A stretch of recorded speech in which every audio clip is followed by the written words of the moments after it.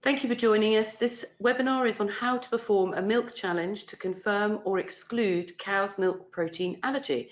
And I will let the presenters introduce themselves. Thank you, Marianne. My name is Alison Booth and I'm a community paediatric dietitian working in Somerset community for Somerset Partnership NHS Trust.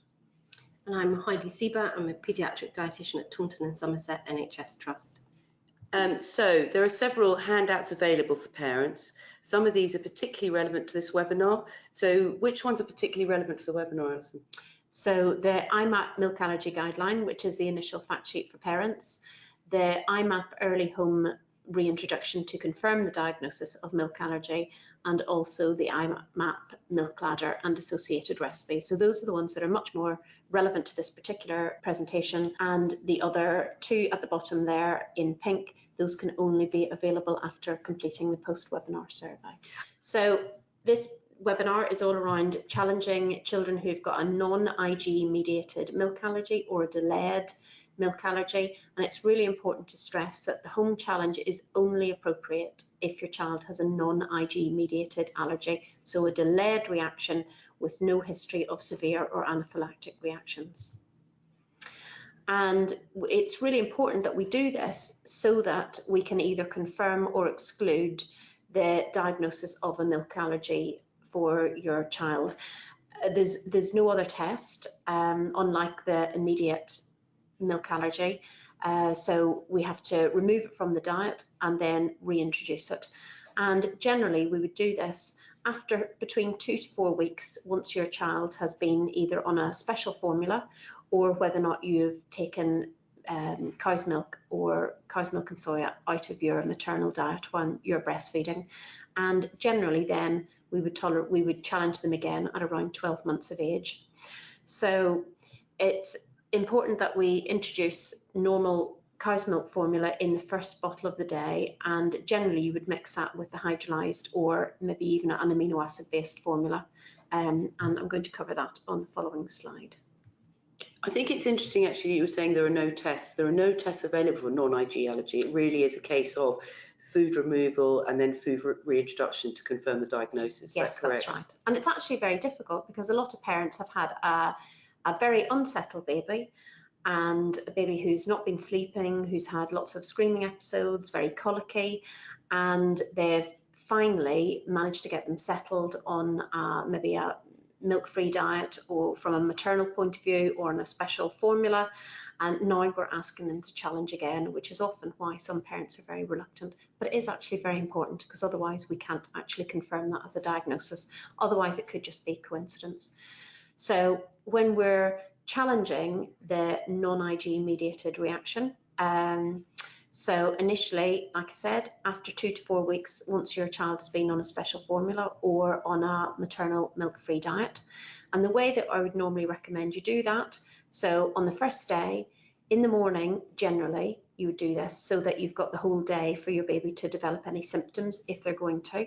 So you'd mix an ounce or 30 mils of normal formula into your first bottle of the day. So you'd mix that with the hydrolyzed formula. So say, for example, you normally make up a 6-ounce bottle, you would have 6 ounces of water in the bottle, you would put 5 scoops of the hydrolyzed formula and 1 scoop of normal formula in the first bottle of the day only. And then on day 2, you would increase that to 2 scoops of normal formula mixed in with the hydrolyzed formula, day 3, 3 scoops, etc., until your child is having a full bottle of normal formula in the morning. And if they were fine and not showing any symptoms, then you would swap them over onto the normal formula the following day. So in previous webinars, we've talked about the benefits of being on a hydrolyzed formula rather than being on an amino acid based formula. So you would do that in exactly the same way. And very much if your child shows any kind of symptoms, then it would be something that you would stop and you would return to your normal formula. So this is just the copy of the IMAP guidelines, and you can see that it's set out for you there on days 1 to 7, and that's assuming you make up a 7-ounce bottle. So that's for your information, you can download that. So if your baby symptoms return, important to stop the reintroduction as they are showing signs of a milk allergy, and then you would return to being fully milk free And it's also quite helpful if you let your GP or your dietitian know. And generally your child's symptoms will settle again in another few days. And that's where your diagnosis of milk allergy in your child is now confirmed.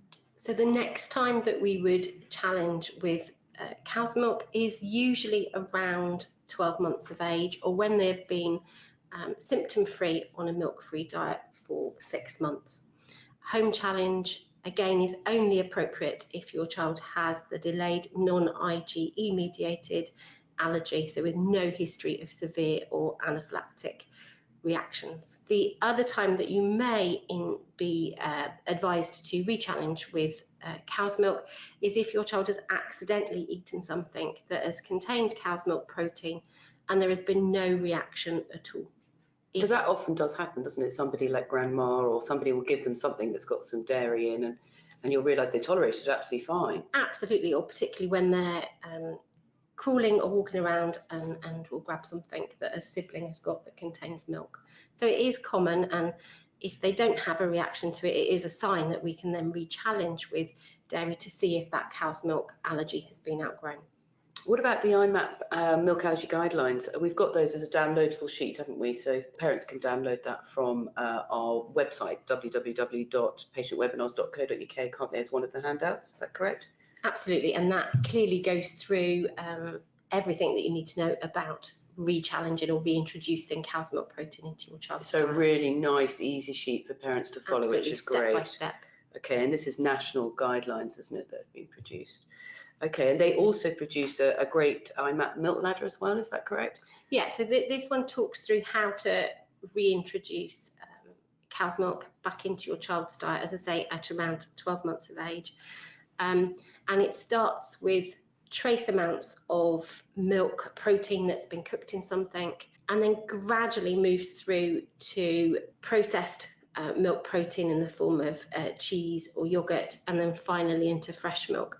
And it's important that we do that because we know that some of the milk proteins can be made less allergenic or more easily tolerated once they've been heat processed. So some children can tolerate certain baked forms of milk protein more than they can fresh milk. So it's important it goes through that step by step. That's really interesting. So basically the heating of the milk itself, or the dairy protein, has broken up that protein enough so the body no longer recognises it so readily in some cases. Absolutely. Is that right? Okay, so that's why you start with a very heavily cooked dairy first and then work up slowly to the rawer forms of dairy up the ladder, is that correct? Yeah, so it's important to follow the IMAP guideline carefully and go through each of the stages. If you are breastfeeding your baby, so if your child is solely breastfed, again using the IMAP guidelines, you would simply add some cow's milk or cow's milk containing foods into your own maternal diet, and over the course of about a week. And I would suggest you start gradually and then increase until you're on a normal dairy containing diet and note any kind of symptoms in your baby. If there are any symptoms, again, that's where you would stop and go back to being milk free. But if there's no symptoms, there's no reason why you can't continue on a normal diet. And when to challenge with soya? So again, home challenge is only appropriate if your child has non-IgE allergy to soya, so no history of severe or anaphylactic reactions. And we go through in one of the earlier webinars, don't we, the difference between the types of allergy, and I think it's really important if people don't understand that to watch the whole series of webinars, because one of them we've got the consultant paediatrician going through exactly what the difference is between IG and non-IG allergy. Absolutely, absolutely. And similarly to the cow's milk protein, then generally you would challenge with soya once your child has been symptom-free on a soya-free diet for 6 months, or when they're over 12 months of age. And again, it's a similar step-by-step process. If your child has accidentally had something that contains soya protein and has not had any reaction, then again, it's an early indication that you can re-challenge with soya, and they may have outgrown their soya allergy. Okay, and if it's unsuccessful, what would you, if they try and challenge and it doesn't work, what would you suggest? So we would generally suggest that for both the milk challenge and the soya, that if it's unsuccessful, you would try again in 3 months' time. Okay, that's useful to know. And what about how to challenge with soya itself? So it goes through a similar pattern to the IMAP guidelines with milk, in that you would start with small amounts of soya, so things like soya lecithin that's present in certain biscuits.